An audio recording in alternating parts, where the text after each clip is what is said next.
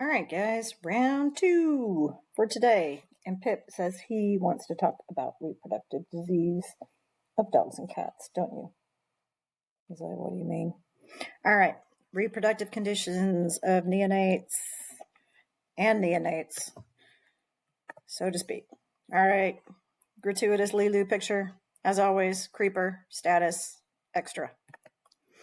All right, basic stuff, guys. So when we are talking about spays and neuters, specifically when we are talking about spays, that surgical condition is called castration, or more appropriately, orchidectomy. So orc refers to testicle, ectomy refers to remove. So surgical removal of the testicles. There is a lot of debate right now on when is the most appropriate time to do this. It's often done in or around the first year of life to aid in reduction of sex hormone-related behaviors like urine marking, aggression, roaming, and certainly, of course, unwanted litters. It is considered a treatment for orchitis, which is inflammation of the testicle, testicular torsion, so another anatomic accident, testicle turns on itself in the scrotum, spermatic cord gets torqued to the point that the pampiniform plexus cannot perfuse the testicle. Tumors of the testicle, it is considered a treatment for benign prostatic hypertrophy, so that is non-cancerous enlargement of the prostate. Perineal hernia repair, which is a weird type of hernia that happens out around the backside of the ischium, and perianal tumors. There are 2 forms of castration. There's what's called open castration, where the parietal tunic is opened prior to ligating the cord, and closed castration, which is ligation of the tunics and the cord as a unit. There is also a portion of a castration called a scrotal ablation. This is only performed when necessary, which is surgically removing the entirety of the scrotal skin as well. And it is usually only done secondary to disease of the scrotal skin or a massive post-castration scrotal hematoma or another form of cancer. All right, in cats, we castrate to decrease urine marking and odor. The technique surgically is a little bit different. We make direct incisions over the scrotum, though in high volume spay neuter, and a lot of primary carers are doing scrotal neuters as well in dogs instead of historically classic pre-scrotal neuters. And then that cord is often auto-ligated on itself. So take a small curved hemostat, put it under, turn it over, grab it, and basically push the cord down up over itself to make a knot. So I will show you how we do that in lab next semester. Common complications with any castration, the biggest one is going to be hemorrhage. And if the scrotum is still there, which it is in most cases, the potential for a scrotal hematoma or large swelling. Think about anatomically where that spermatic cord is coming from. That is coming off of the aorta. And so it will, once you remove the testicle, a lot of times the testicular arteries are elastic. They'll pull back up into that inguinal ring. And so that post-operative hemorrhage you can have from a castration can actually occur in the abdomen. All right, so gross anatomy differences between cat and dog neuter. So this is our cat neuter. We'll make the incision right here along the scrotal skin, pull out the testicle, and auto-ligate this upon itself. Whereas in dogs, a lot of times we will come just cranial or rostral to the scrotum and what's called a pre-scrotal incision. All right, so this little guy, this was a patient we saw in Mississippi, actually, and he was trying to jump over a little fence, and he managed to ligate his little scrotum on a fence and managed to exteriorize one of his testicles. So he didn't mean to try to castrate himself, but he nearly did, and I believe we did castrate him as a form of treatment. All right, disorders of the prostate. So I mentioned in a couple slides ago, benign prostatic hypertrophy, or what is referred to as BPH. This is the most common prostatic disorder of dogs, and it is secondary to the presence of androgens. What are androgens? Remember, they are sex hormones, the male sex hormones, and specifically, so testosterone. Symptoms that we'll see due secondary to BPH are stranguria or painful frequent urination, occasionally hematuria, blood in the urine. Benign prostatic hypertrophy dogs do have a higher incidence of prostate infection, what we call prostatitis. And it can be, and where does that come from? Number one is that just like any other infection, the bacteria makes it into the bloodstream and ends up setting up in the prostate once it circulates through the prostate. That is what the term hematogenous means. It means the infection started in the bloodstream and then found its way to a particular organ site, in this case, the prostate. Prostatitis can also happen as the result of ascending infection up the urethra, of urine and up the urethra. So acute prostatitis, so prostatitis that happens very quickly, often is accompanied by signs of illness. So fever, they won't feel good. Chronic prostatitis, however, which is very common, will have recurrent UTI type of symptoms. How do we diagnose this? Often we can actually see this prostate, the enlargement of it on x-rays, just cranial to the brim of the pelvis. Many times on ultrasound, you can diagnose this by finding pockets of fluid. Also, you can often diagnose this condition based on rectal exam. So if you go in on rectal exam, you can actually palpate an enlarged prostate on the ventral floor of the colon there. We treat it with antibiotics. Obviously, it's optimal to culture it if possible, and we treat it by castrating them. And it is believed and proven that removal of the testes, or that big source of androgens, causes reduction in the size of the prostate gland and usually eliminates the symptoms. Prostate cancers in dogs are not super common, but when they do happen, they tend to have a very long-term prognosis that is poor. All right, so words that we use when discussing the penis and the prepuce. Number one is priapism, and priapism is defined as a persistent erection without sexual stimulation. It can be the result of drugs. There are certain drugs that we don't ever give stallions, in particular acepromazine, because of the tendency for it to cause this condition, priapism. Different forms of neurologic disease, so something that affects the nerves of the penis and prepuce can cause this, as can different types of cancers and tumors. And then we have what is called phimosis. Phimosis is the inability for the penis to extrude outside of the prepuce.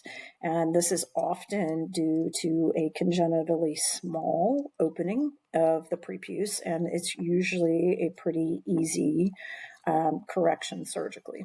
And then you have this very big mouthful of a term called melanoposthitis, which is basically inflammation of the glands and the prepuce together, resulting in a lot of just prepuce goo, pus-like discharge. All right, so we've got priapism on the right-hand side over here. This is priapism, so persistent erection.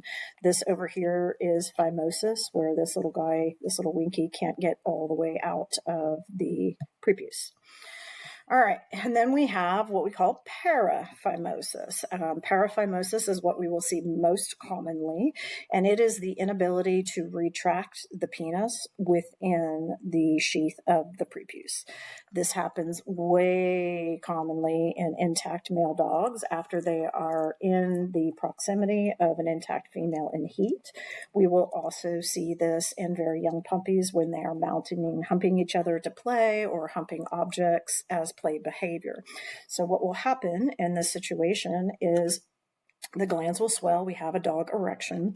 Dogs do what dogs do is that they lick at it, and that enlargement, engorgement of the arteries and veins results in further swelling of the glands. And again, if you remember your anatomy of veins versus arteries are thicker and more muscular. When there is swelling of tissue, those veins get compressed first. So it is the outflow, the backflow back to the heart that gets compressed. And so we end up with a persistent erection. And this can end up being really, really bad, guys, because dogs are dogs. And when the gland starts becoming static in terms of blood flow, it's just going to get even bigger, and then dogs are going to chew on it, and you can end up with basically a necrotic penis that can truly be a medical emergency. Oh, I got to back up. All right, so we've got an acute paraphimosis on the left here. So this just recently happened, and it's a pretty angry penis, but you can see how swollen the tissue is, and the prepuce is all bunched up way behind the bulbus blandus there. And then here on the left, this is a longer standing paraphimosis where you can see, based on the dark coloration of the tissues on the glands, that thing is basically turning necrotic really, really quickly. So this can become this in just a day or two's time. So when this happens, what we end up having to do with these guys is sedate them, clean and lavage it, lots of lubrication, and do what we can to replace it into the prepuce. Sometimes when it is too swollen, in order to do so, cold compresses or sugar or hypertonic saline packing can be done. And once we get it back into the prepuce, a lot of times we replace it with what's called a tiny little purse string suture around the preputial opening to keep this from happening again. I've also read techniques where you can actually drain the venous blood from the sinuses. I haven't personally ever tried that myself. All right, disorders of the testicle, orchitis or epididymitis. So that is inflammation of the testicle and or epididymis. Brucellosis, like we talked about in sanitation, is a big consideration with any testicular infection in dogs or cattle. Testicular torsion, or the testicle twists on itself in the scrotum, can result in lack of blood flow. So we get acute onset pain and swelling of the scrotal testicular area. And then you can also have testicular tumors, multiple different types. There's interstitial cell tumors, which those are the cells that produce testosterone in the testes. There's Sertoli cell tumors.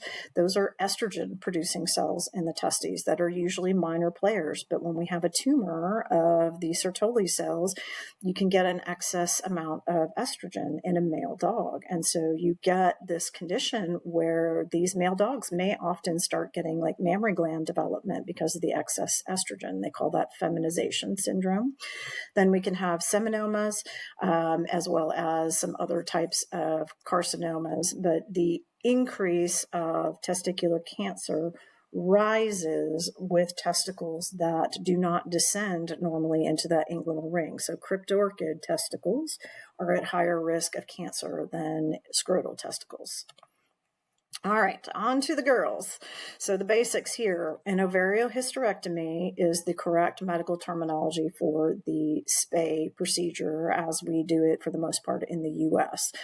That is surgical removal of the ovaries and the uterus. The timing of spay is, again, it's up for debate right now. There are good quality historic studies that say spay prior to the first heat cycle reduces the chances of mammary cancer later in life by like 99%. If you wait until after the first heat cycle, it reduces it to like 66, and then after the second at like 50, and after the third, it's negligible. There are some new studies coming out, though, particularly in purebred dogs, that are linking early spay-neuter to multiple bone and joint issues, as well as potential cancer risks. So those are really interesting, and they're, again, relatively new in the last couple of years, but you will see that kind of changing the quote-unquote gold standard for particular breeds. The current thinking, though, generally we recommend spay-neuter in general practice around 6 months of age for small breeds, and generally no sooner than a year for large breeds. But that is current thinking. I would rather spay them when they're young and there's not as much abdominal fat or as much development of the blood vessels. So this is the study done by UC Davis and their current recommendations on spay-neuter timing for specific breeds. And I believe looking in here, so on Doberman pinchers, isn't that interesting there? So for male Doberman pinchers, they're not recommending neutering male Doberman pinchers. Likewise, over here with females, they are not recommending spaying female golden retrievers. That is very, very interesting stuff, but you can definitely read more about this. All right, so here's the process of ovariohysterectomy. We make a ventral midline incision, and all of you guys will get the chance to see this next semester along the linea alba. If you remember correctly, hint, hint, this will probably be on your final exam somewhere for A&P. The linea alba is an aponeurosis that is between the abdominal rectus muscles. We'll go in through that linea alba, find and isolate one of the uterine horns, and trace it back to the ovary. Once we have isolated that ovary, most of us, myself included, will put a clamp right there across the proper ligament of the ovary, break the suspensory ligament of the ovary, which is right here, and then clamp and ligate the ovarian pedicle, so ovarian artery and vein and associated fat. This is the broad ligament here, and sometimes we'll just break that down, other times we'll ligate it, and then we trace it back to the body of the uterus, and the cervix is distal to our ligatures. Go back, do the same exact thing on the other uterine horn and other ovary, and then ligate the cervix and then remove. All right, so potential complications of a spay. Well, bleeding is the biggest one. The ovarian arteries and veins and the uterine arteries are direct branches off of the abdominal aorta. So hemorrhage is the single biggest risk. That is the life-threatening risk and complication of spay surgery. It can happen in both dogs and in cats. The other thing that commonly can happen, or more commonly happens, is failure to remove the entire ovary. The ovary is within this ovarian bursa, which a lot of times has a lot of fat in it. And if you cut it too closely to the ovary, you can inadvertently leave some of that ovary behind. And if there is ovary left behind, you will continue to have hormone production. And while they can't get pregnant, if you took the uterus, you can still have a dog that is demonstrating symptoms of an estrous cycle and vulvar swelling, heat-like behaviors, and clients don't generally like that. One other thing that can happen, and it is less common, but I've read a boatload of articles about it, is the ureter. Remember, the ureter comes out, the kidneys are retroperitoneal, the ureter comes out and generally stays retroperitoneal, but in some very strange circumstances, it is possible to accidentally ligate that ureter instead of the actual ovary. Now, complications and conditions of the uterus. Number one, pyometra. That is a bacterial infection of the uterus. Pyometra is usually concurrent with high levels of progesterone. So about 4 to 6 weeks after estrus. If they are not pregnant, there are high levels of, well, even if they're pregnant, there's high levels of progesterone there. But if they're not pregnant, then those high levels of progesterone can lead to bacterial overgrowth in the uterus. And when we classify pyometra, we classify it as either an open pyometra or a closed pyometra. And the open and closed terminology refers specifically to the cervix. If the cervix is dilated and open, and then that allows a lot of that pus-like discharge to come out the vulva. And that is called an open pyometra. So you can often see an open pyometra by the volume of discharge coming out the vulva. Closed pyometra, the cervix is closed. Now imagine there is an abscess or gigantic bag of pus in there that has no outlet. Those animals tend to get very, very sick, and either open or closed pyometra can lead to death via sepsis, but closed pyometra is more insidious because clients don't often see that volume of discharge, and that bacteria just proliferates and then can gain access into the bloodstream. So animals that have closed pyometra may have abdominal distension. They could have lethargy, fever. Again, bacterial endotoxins can mess up the kidney's ability to concentrate urine, so you can get very dilute urine and increase thirst as a result of it. But ultimately, if this is not treated, it can and will lead to death. All right, so here are some basic diagrams and photos of what pyometra might look like. So here's a normal uterus and ovaries. Here is a pus-filled uterus and ovary. Here is an X-ray here. So we've got diaphragm coming in here. We've got liver right here. All this what appears to be like a mass type of effect. Well, what you need to know, first things first, is what is the signalement? Is this dog spayed or not spayed? And so this is likely one giant uterine horn here, but sometimes they can be hard to see on X-ray. But this is what a pyometra might look like at time of surgery. This is probably a decent sized dog, and this is just one horn of the uterus here. Here's the ovary and ovarian bursa, and the uterine body is down here, and the other horn of the uterus is still partially within the abdomen. All right, and this can happen in cats too. This is a true-to-life photo from just a couple years ago up here in Arkansas. So this cat had a massive, look how big that uterus is, one horn and the other horn, compared to the size of the cat. Like this cat this uterus, and the pus-filled uterus was about half this cat's body weight. All right, so pyo generally has a pretty good prognosis if it's diagnosed and treated prior to sepsis. Most of the time, these guys are in the hospital for 1 to 3 days, getting IV fluid support, pain management, and broad-spectrum antibiotics until they're eating and drinking on their own. One important nursing care item to note is that in pyometra, if we go and remove the ovaries and the uterus from a pyometra animal, that bacterial endotoxemia not only affects the kidneys, but it also affects the hypothalamus, which, if you remember, is the temperature regulation center of the brain. It is extraordinarily common because of the hormonal fluctuations for these patients to be hypothermic post-operatively, sometimes for up to 2 days. Don't overheat them. If they're panting and their rectal temperature says 98.6 and they're post-op pyometra, they are okay. Just give them a blanket and leave them alone. I cannot tell you how many pyos I have had to correct my technician staff in terms of post-operative cares. Please don't cook them. They're okay. That's normal for these guys in this situation to have a lower than normal body temperature. Okay, here is Jackson, Mississippi Central. I'll tell you what, these are photos of vaginal prolapse or vaginal hyperplasia. This is very much a bulldog condition, and we see an overrepresentation of it in pit bull terriers for sure. So what do we see there? Well, you have the inner workings of the vaginal vault.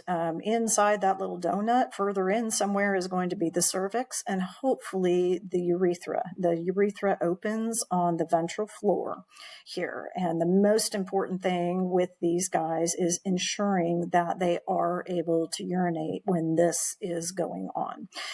If they are unable to urinate, that definitely makes this a true emergency. Now, a lot of clients will bring these dogs in with this going on, and they will be panicking. This is a giant, like fleshy donut-shaped mass, and they want to scoot and they want to turn and try to chew on it. This is entirely the result of estrogen. So this is just a massive amount of estrogen resulting in this hyperplasia, and then it just starts pooching out. So what do we do with these guys? truthfully, the best thing to do with them is to put a cone on them, put them in a cage, keep that clean, keep it lubed, let them come out of heat, let those tissues regress, and then spay them, because it is going to happen again. Most people don't want to do that. A, they don't want to spay them. And then B, they want you to fix it. And so if you are in that situation where you have to try to fix it, we deal with this a lot like we deal with paraphimosis in males, which is you can try to compress it and replace it and reduce it with lots of lube, but it is likely going to happen again, even if you purse string it. If you spay them, once it's gone down, it won't happen again. However, if this tissue gets compromised, the dog chews on it or it loses blood supply, then it is going to need some kind of surgical resection or debridement, and is just an absolute mess. My personal opinion is that dogs like this should not be bred. All right, let's talk about dystocia, having babies. Not shockingly, I have a French bulldog for us, but dystocia means difficult birth. Dystocia can happen for a lot of reasons as well. There can be reasons on the mom side of things, which is that she has uterine inertia, meaning the smooth muscle of the uterus has just quit contracting or didn't contract at all. She could have a very narrow birth canal, and a lot of breeds, we have bred them so that they can't hardly have their own babies. And of course, bulldogs and French bulldogs are one of those. They may have a deficiency of oxytocin, or they may truly be exhausted, hypoglycemic or low blood sugar, or hypocalcemic. Remember how important calcium is for muscle contraction. So if they are deficient in either of those, that could be a cause of dystocia. Now, dystocia can also be due to puppy or kitten factors. So you may have one abnormally large fetus, or you can have a fetus that gets stuck, like a shoulder dystocia, or instead of coming head first or back feet first, you get one that's trying to come out sideways, and that many times won't work. So when do we take them for C-section? Well, if we do not see them whelping, giving birth within 24 to 36 hours after the drop in rectal temperature. In the bitch, only in dogs. In dogs, rectal temperature typically declines to around 99 degrees Fahrenheit within 24 hours of starting to whelp. If whelping or queening, that's our cats, is not observed within 12 to 36 hours after a decrease in measured progesterone levels. So if progesterone is less than 2, and we do have some machines, if you're an ER, or if you're a hospital that does a lot of reproduction for breeders, you can probably measure progesterone in hospital. If that progesterone is less than 2 and we've been 12 to 36 hours without puppies, then we should probably consider going to C-section. If your interval between puppies or kittens is greater than 30 minutes, with clear signs of active pushing, meaning you are seeing definitive abdominal contractions and we have no production of a puppy or kitten, we should consider going to C-section. If we have more than 2 hours between puppies or kittens without any signs of pushing, either hard or soft pushing, then we should consider going to C-section. If your entire start to finish whelping or queening lasts over 24 hours, you should go to C-section. If you have had active labor for over 4 hours and no puppies or kittens are produced, you should go to C-section. Or if labor is very weak for over 4 hours and no further puppies or kittens are produced, you should go to C-section. These are tough decisions. Like nobody enjoys making these decisions, clients nor veterinarians. All right, so this is not the out hole. My head is unfortunately covering it. I'm going to try to move my head. You can see there is a puppy that is not coming out the right hole, right? So what's happened here is that this was a tiny dog that had a pre-existing inguinal hernia, where the femoral vessels come through. That is the inguinal triangle, or the region of the inguinal triangle, and the puppy and the full-term uterus snuck its way through there, and puppy got stuck there. So obviously that little girl went to C-section as well. All right, skip the slide. Okay, so we're going to C-section. What do we do next? So nursing care, you guys, is super important as a technician and as a veterinarian for our C-section moms and babies. IV catheter is optimal. IV fluids are optimal. As much as possible, you want to shave and prep these dogs prior to inducing them. We also want to pre-oxygenate them for 5 to 10 minutes prior to induction. We want those red blood cells to have every little bit of oxygen binding that they can. We want those puppies to get every bit of oxygenated blood that they can before we put them under anesthesia and tank the blood pressure. Look at this bitch's abdomen. I mean, she is bursting. She is not going to ventilate well in dorsal recumbency. Think about your anatomy. Think about all the pressure that uterus is going to put on the diaphragm. It is a lot. So when we get to surgery with these guys from time to induction, we want to induce them fast. We want to intubate them fast. We want to get them on gas fast, and we want to get in the OR fast with these guys. To optimize our surgical time, minimize our anesthetic time, optimize surgical time. You want to prepare for puppy kitten resuscitation before getting in the OR. We need sterile huck towels, bulb syringes, sterile surgical instruments, umbilical tape or suture, active rewarming measures. Every hand in the hospital, especially with a big litter, a giant litter, let's think about like a German Shepherd or a King Corso, they could have up to 14 puppies, and you cannot manage effectively more than a puppy at a time. So you very well may need every single person in the hospital on the floor to participate in neonatal resuscitation for a period of time. And you need to be ready, because once they're coming out, they are coming out. All right, surgeon preference as to handoff. So what I mean by this is when those puppies are removed from the uterus. Now, most vets I have ever worked with, I will open the uterus, I will remove one puppy at a time, and I will hand them off while they're still in their amniotic sac and with the placenta to an assistant. I'll drop it in a sterile towel. That person will run away with the puppy, and somebody will be coming back to get another one. Some vets will break off the amniotic sac and clamp the cord for you before handouts. Some veterinarians actually prefer to do what is called en bloc, where if they are spaying at the same time, they clamp the ovaries and then clamp the uterus and take the whole thing out and hand the whole uterus off.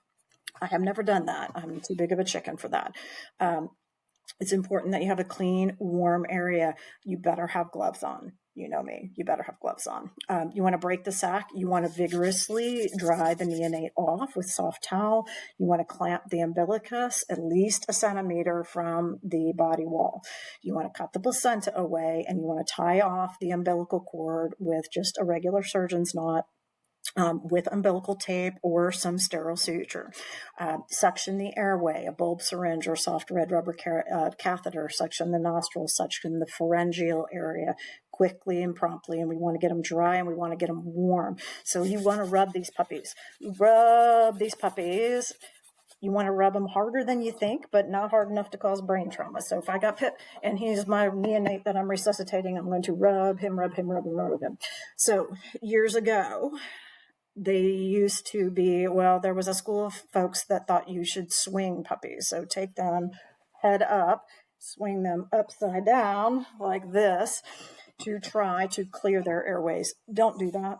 Yeah, don't do it. I will hunt you down if I find you doing that for the rest of your days. You can very easily cause a traumatic brain injury in those baby dogs that have no muscle tone in their neck. It causes what's called a coup contre coup lesion, where basically the skull stops moving, the brain goes boom, boom, and to the front and the back of the skull. You can kill puppies that way. Oxygen with gentle positive pressure ventilation via face mask, if possible. Sometimes we'll use a drug called doxapram as a respiratory stimulant. Put 1 drop under their tongue to supposedly help them breathe. I don't really believe that works, in all honesty, but I've used it many, many times. And if these guys are not apneic, or if they are agonal gasping, meaning they are not breathing well on their own, you can consider using a teeny tiny little acupuncture point called the Genchang GV26. It is right basically between the nostrils with a 25 gauge needle. I'm not sure if it works, but it's a lot less harmful than trying to swing them.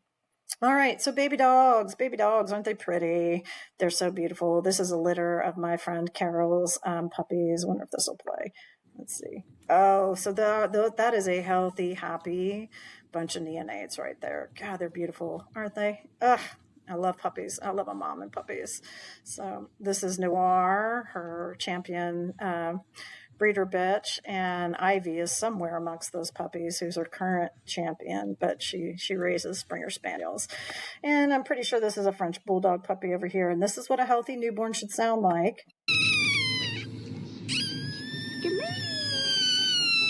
Happy birthday, baby. So that healthy newborn should be vocal. This image here is just showing you that Jen Shung point. So there's a tiny little needle. We put it right there between the lip and right between the nostrils.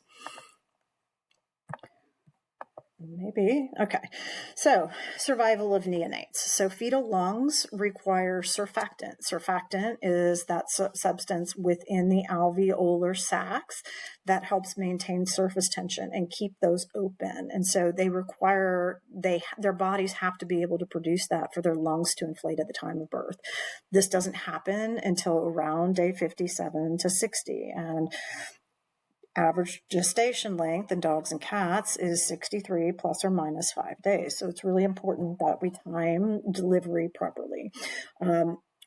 Babies that are born premature in veterinary medicine, they generally do not survive. We do an incredible amount of things in human medicine. It is remarkable that we can keep teeny tiny preemie human babies alive. We do not have that capacity in veterinary medicine. If they're premature, they're not going to make it. Healthy heart rate in a fetus should be 200 or more while still in utero. In general, neonatal mortality rates, they range from anywhere from 10% to 25%. And that is the general rate. You certainly can have litters where all the puppies make it. You can certainly have litters where all the puppies die. But 10 to 25% is normal. And this is highest in that first week of life. We want them to latch as soon as possible when mom is in recovery. Why? They need that colostrum. They need those antibodies. And special note, do not ever leave mom unattended with her babies in the hospital. Ever, ever, ever, ever, ever, never. Mom can eat babies. Babies can get crushed by mom unintentionally.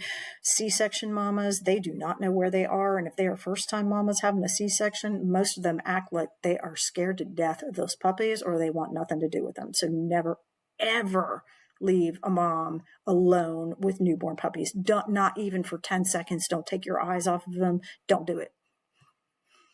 I think I skipped one there. Okay, so neonatal period is roughly considered the first 4 weeks of life. They nurse almost every 2 to 4 hours. Babies cannot maintain their core body temperature. So their temperatures can be anywhere from 95 to 100 degrees. Heart rate should be 200 to 220, respiratory rate 16 to 35. The umbilicus dries up and falls off around day 3. Again, that's why you want to leave about a centimeter tag. Sometimes if mom chops it too close, these guys can end up with an umbilical hernia, or if you tie it off too close, you can end up with a hernia. They should gain roughly 5 to 10% of their body weight every day, and this needs to be measured on a gram scale. Their eyes open around 7 to 12 days, ear canals 14 to 16 days. They're typically standing by about 3 weeks of age. We start deworming around 2 weeks of age, and then intervals of every 2 weeks afterwards. Regular nursing is super important. It is also critically important that you counsel clients to monitor the mammary glands of their mama dogs, of those bitches, to make sure that they are not developing mastitis, to make sure she doesn't have one dry teat and you mistakenly think that the puppies are nursing on it. But mastitis can get really, really bad and develop into gangrenous mastitis, which can be potentially lethal. All right, so why do babies die? Well, commonly they die of dehydration, so they're not nursing well enough. They're about 82% body water as neonates, and so they depend exclusively on nursing to maintain their hydration. They're getting poor nutrition, so mom's not doing a good job of being a mom, or mom is not in good nutritional health herself. They get cold. Either the client neglects to give them adequate warm temperature space in which to live. Mom's doing a crap job of keeping them warm. If they're cold, their GI tract doesn't move. Remember peristalsis? They will result in ileus, and their metabolism slows down, and they get hypoglycemic really, really quickly. So if you're having to warm puppies up, you generally want to do it at a rate of about 2 degrees Fahrenheit per hour. And then the other reason, one of the other big reasons why puppies die is neonatal sepsis. So the umbilicus, that direct blood vessel connection via the placenta to mom, is a very common route of infection. And so what if they don't nurse? Well, then these guys need to be bottle fed or a gastric tube fed every 2 hours. This is a lot of work. Most mothers will be less attentive to feeding, quote unquote, puppies and kittens. So if there's a puppy that's not doing well, chances are mom will stop tending to that one before she tends to the ones that are active and vigorous. So if we've got human owners that want to save these puppies, they are going to have to step up and do the work of keeping them warm and keeping them hydrated and keeping them fed. If mom is not doing a good job, you may have to stimulate urination and defecation in these puppies and kittens. And orphaned or hand-raised babies, I don't know if any of you have bottle-fed or bottle-raised a puppy or kitten, but it's a lot of work. You're up every 2 hours. I would rather deal with a newborn human than deal with bottle-feeding a litter of puppies. Puppies and kittens are more prone to overfeeding, which results in higher rates of GI distress. So they can get constipated, they can get diarrhea, they can have regurgitation, and they also are much more prone to aspiration pneumonia, like bottles, the little nursing bottles. People don't know how to feed them, so they turn them on their back like you would a human baby. That's not what we do with puppies or kittens. You want to sit them upright. You've got to make sure that the nipple has an appropriate sized hole, because if you have too big of a hole, you're going to drown the pharyngeal area, and these babies are going to end up aspirating. So aspiration is very common in bottle-fed puppies and kittens. And then when we have a death within the litter, it really depends on the client. If you have any suspicion of an infectious cause, you certainly can and should offer submission for a necropsy, postmortem exam, to help aid in determination of the cause of death and ensure that there is not an infectious issue brewing in the litter, or even more importantly, if you're working with breeders that have kennels with multiple litters going on at the same time. Unfortunately, a lot of times the time, energy, and resources required to keep poor doing neonates alive is more extensive than we really have the ability to do in veterinary medicine. Client education is absolutely critical. If the client doesn't know better, they can't do better. So please, please, please, handouts, teach them. It is really hard and stressful on a veterinary staff when somebody wants to try to save a neonate and hand you thousands of dollars, because statistically these guys they don't survive very well, and the amount of time and energy they take up for everybody is insane. All right, so last things last, this is just a couple crazy collection of photos from some congenital defects. So this particular one is called an omphalocele. So the body wall, the rectus muscle and the body wall did not develop properly around the intestines. And so the intestines are growing. There is a peritoneum there holding them all in. But that puppy that's not a feasibly survivable puppy. And if you look closely, this guy up here, he also has a cleft palate. So usually where there is one birth defect, there are multiple. All right, and here's a couple of scary conjoined puppies. So not shockingly, these were French bulldogs. I know no one is surprised. So we had 2 babies that their bodies did not fully separate. So we got 1 head and 2 bodies here, or 1.5 head. You can actually see like 1 nose, another nose, like 1 ear. I think there's only 2 ears on this thing, but yeah, crazy conjoined puppies. And a few more other ones. So this one had a very malformed head. Here you can see how long this nose is. So this was skeletally not, and this is placenta here on this, but this puppy was stillborn, obviously. This is what we call a water baby. So these, unfortunately, are very common in bulldog puppies. We don't really understand exactly why this happens, but this is basically edema all throughout the basically entire puppy. You can see it all the way down in his hocks. And then here is another puppy with a cleft palate as well.